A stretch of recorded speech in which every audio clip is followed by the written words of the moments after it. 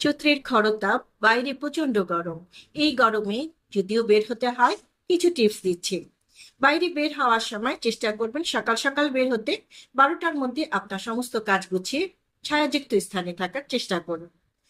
বিশেষ কোনো প্রয়োজন ছাড়া আপনি 12টা থেকে 3টার মধ্যে ঘরের বাইরে বা রোদযুক্ত স্থানে যাবেন না, কারণ এ সময় সূর্যের তাপ খুবই বেশি থাকে। মশলাযুক্ত খাবারগুলো পরিহার করুন।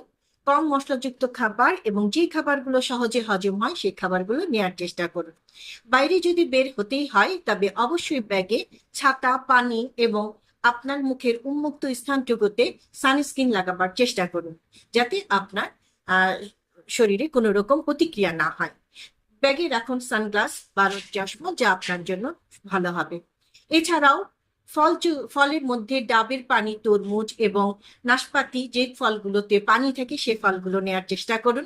কার্বনেট যুক্ত পানিগুলো পরিহার করুন, কারণ কার্বনেট যুক্ত পানিগুলো আমাদের শরীরকে হাইড্রেট করে ফেলে। আপনি প্রতি 30 মিনিট পর পর পানি গ্রহণ করুন। ড্রেস কোড মেনটেন করুন, কিন্তু আরামদায়ক ঢিলা সুতি কাপড় পরিধান করুন, যা আপনার জন্য আরামদায়ক হবে। আজ এই পর্যন্তই। আপনার দিনটি সুন্দর হোক। নববর্ষ পালন করুন। শুভ নববর্ষ।